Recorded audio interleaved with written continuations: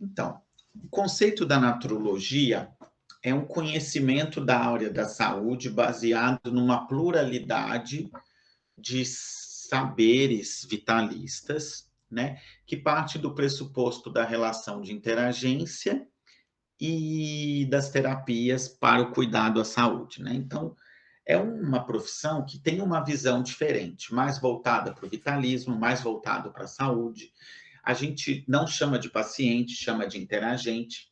Essa interagência nossa, ela é diferente de uma psicoterapia, ela é muito diferente do que uma consulta médica, do que uma consulta dos outros profissionais, porque a gente tem umas premissas que a gente deve seguir, né? Uhum. Então, o naturólogo, o diferencial dele não é trabalhar com as PICs, é essa racionalidade, essa forma de entendimento do ser humano, essa abordagem, essa forma de utilizar desse vitalismo, dessa visão multidimensional, que a gente não chama de holismo, e usar isso no cuidado à saúde. E aí, quando o curso foi gestado, vamos dizer assim, existia lá fora o curso de naturopatia. E em alguns países era naturologia.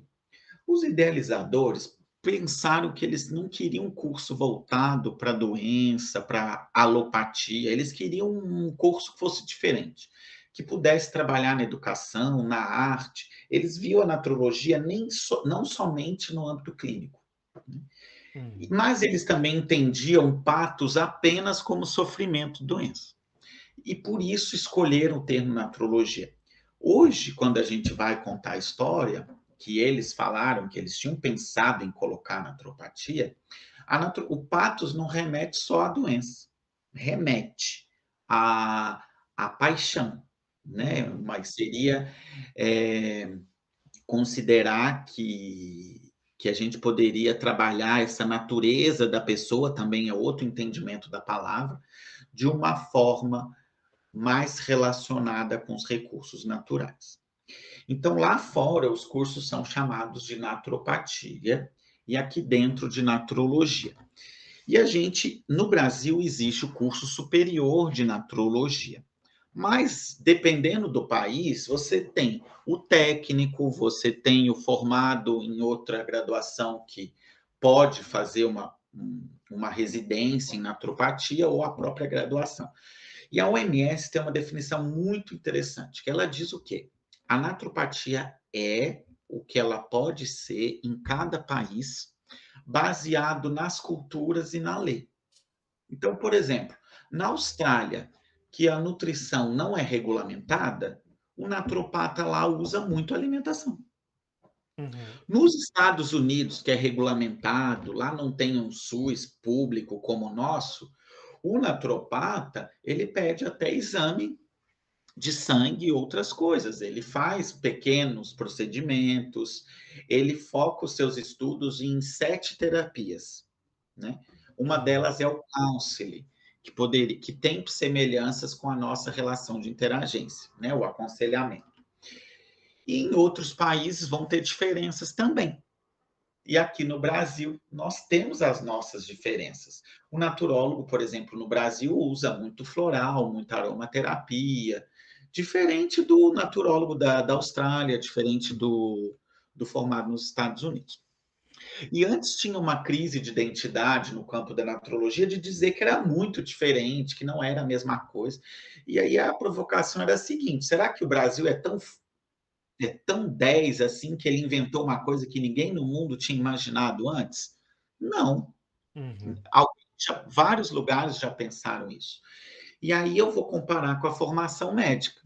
O médico de Cuba é muito diferente do médico brasileiro, que é muito diferente do médico formado na Rússia, no Japão, nos Estados Unidos.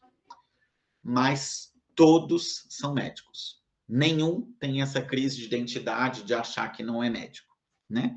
E dentro do Brasil, você tem um curso de medicina de uma instituição que é muito diferente da outra. E todo mundo é médico. Você aprende coisas muito diferentes. Então, ou seja, a minha provocação é: São todos naturólogos, naturopatas. Vão ter diferenças nas práticas? Vão.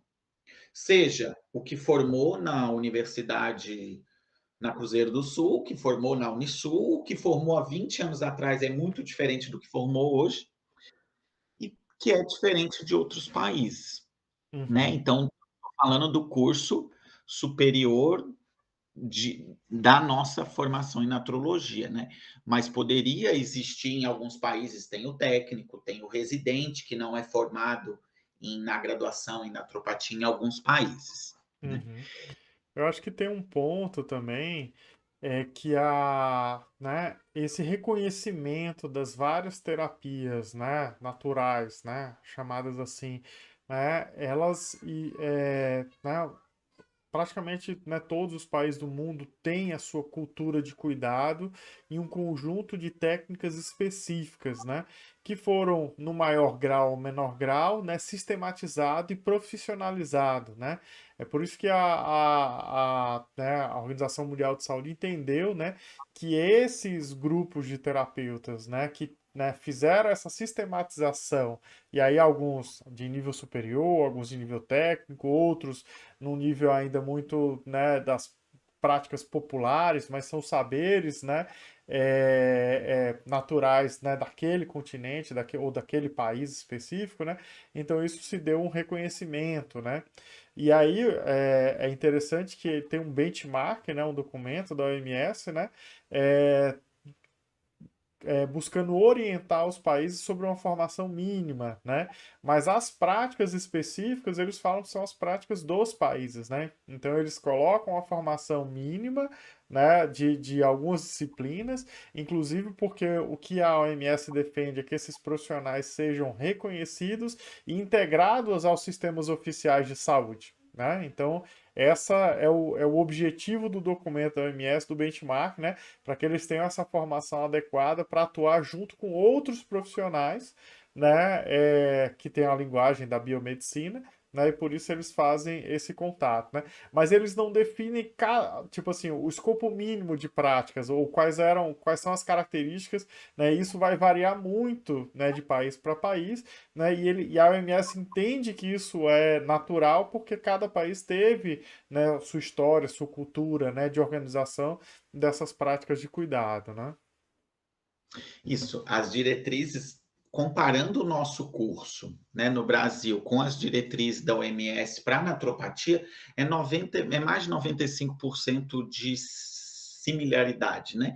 A Uhum, única coisa que a gente não aprende, que está lá nos benchmarks, é a homeopatia, que foi uma escolha política, né. Então, lá no começo da naturologia não se queria ter a homeopatia, porque acreditava que era uma exclusividade médica, né? E também a naturologia lá no começo não queria entrar muito nessa questão da guerra das agulhas, né, da acupuntura. E hoje também a alimentação, por exemplo, como já tem a nutrição muito presente, ela acabou perdendo força no curso. Então, hoje os cursos eles têm mais carga horária das medicinas tradicionais do que, por exemplo, de alimentação. Na minha uhum, época não tinha medicina tradicional chinesa e ayurveda como é hoje. Eu tinha mais peso para alimentação, para outras terapias assim. Então, a ideia do curso pelos idealizadores era ser um curso superior para os terapeutas que já existiam,